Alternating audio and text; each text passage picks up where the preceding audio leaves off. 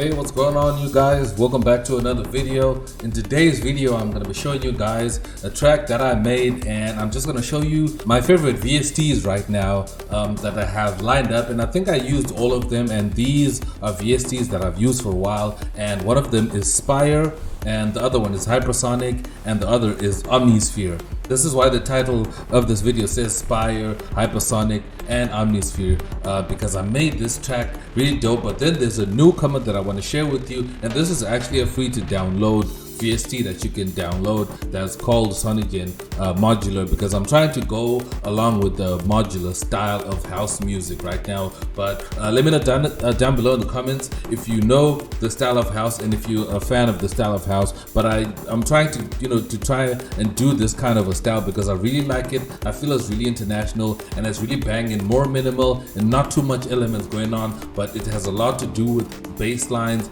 nice melodies and all that type of stuff. So I'll just break down this track and show you how I have everything set together. So let me just play back a little bit of this track so you can hear how it sounds.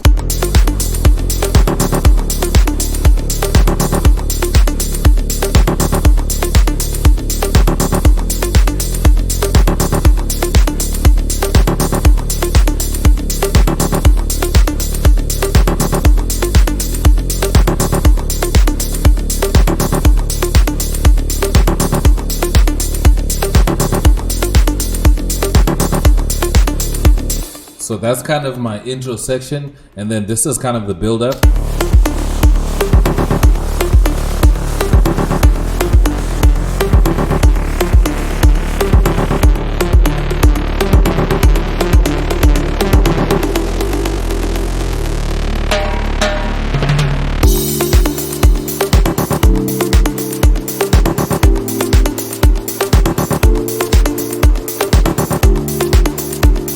That is amazing, right? That is so dope. Now, after we're coming out of this B section, here's how it sounds like.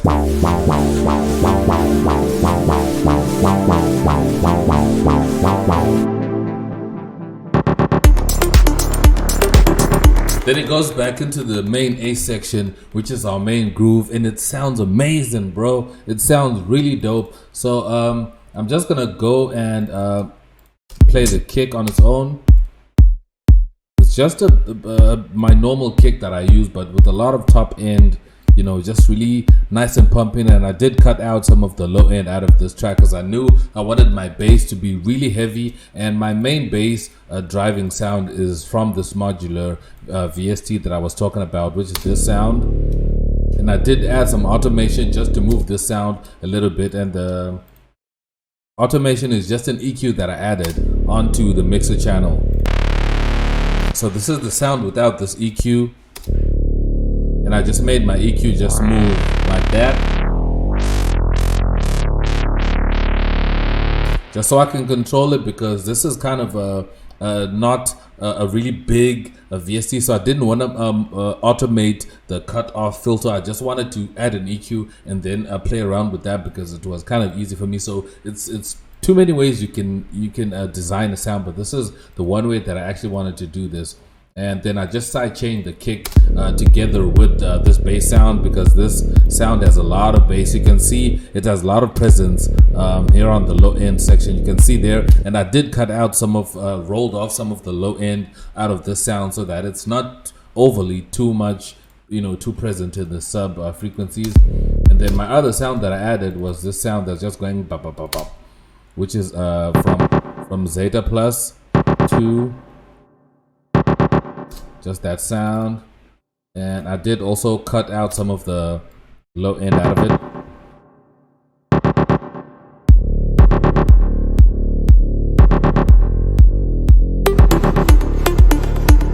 And then Spire is playing my main melody, a simple melody, nothing too complex, just that.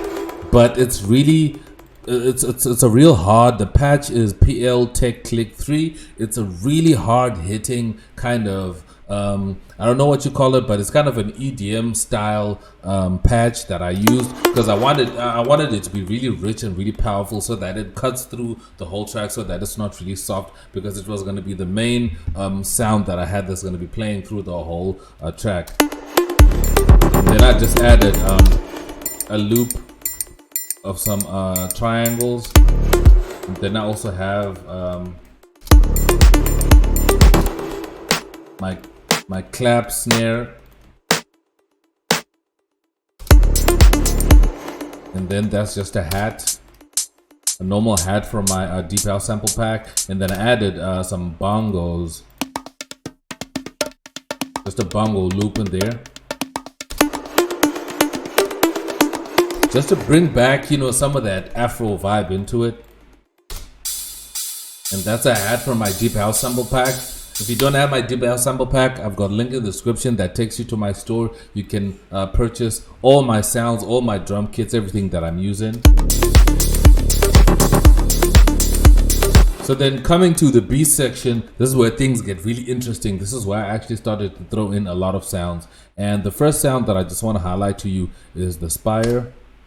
Let me just bring that back.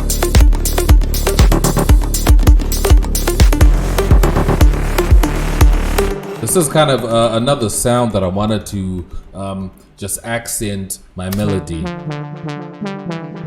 with a lot of delay, playing with spire, just to give a little bit of variation, building up into this B section. And then I have my keys, which is kind of a mellow touch that I added onto the B section. Has some keys, some chords, sound really nice and mellow, very simple, D minor. And then I also have like a pad patch that I'm using from Omnisphere, and this is the Dark Juno Pad 2.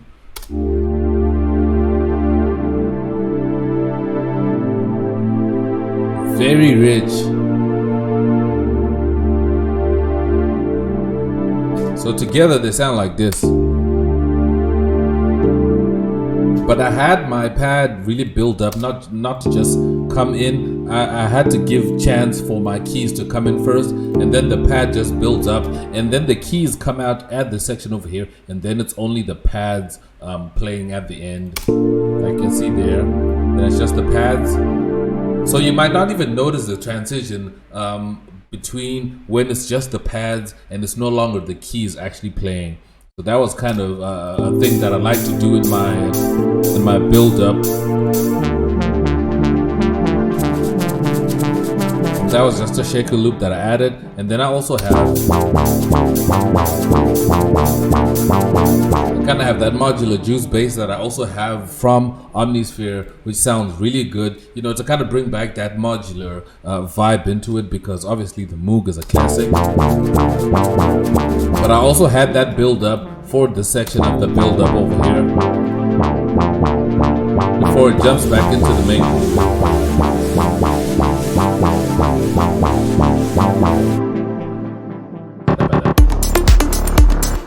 And I just added just some white noise just to accent before, or just to trigger, you know, or indicate that the main bounce or the main section is coming back. That's that sound. It's kind of moving from left to right if you have headphones, and you can probably hear that. So that's basically it. That's basically all I have with the that's basically all I have done to this track. And it's fairly simple, but the trick to this is all in the arrangement and how you throw in these sounds. But I just want to highlight this section over here where you have all this automation that's happening. I'm just gonna play it back quick.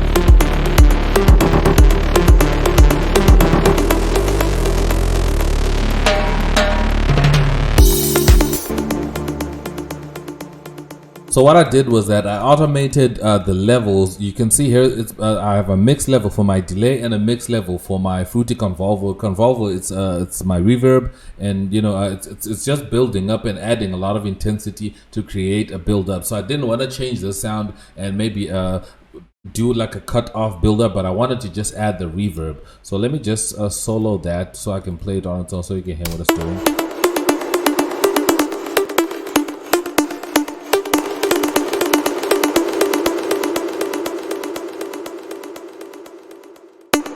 And then it just goes back in again.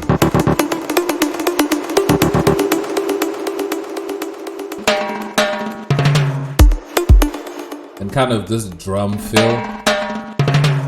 and then it goes back in to the next section. So the listener won't really expect for this change into the B section. They expect it to keep going, but that's when I switch it up and add these keys and I start bringing in these strings, and then they'll be like, wow fam, this is like really amazing. So that's kind of what I wanted to do, just give the listener a surprise. That's what I always try and tell you guys, that you know, you need to have these little things going on in the track that give the listener a surprise instead of just being too obvious with your music. And you also have this section over here where I have the chords playing, but I also have the bass coming in and out. I didn't want to mix my chords with my main bass, so I have this section.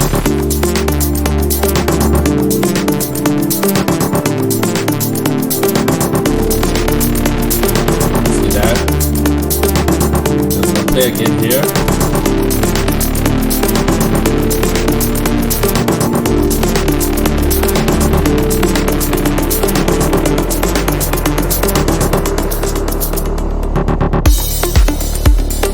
See there, so I actually chopped off the last two chords that were supposed to play over here in my chord progression, and just let the bass line, the bam bam bam bam, just really come through,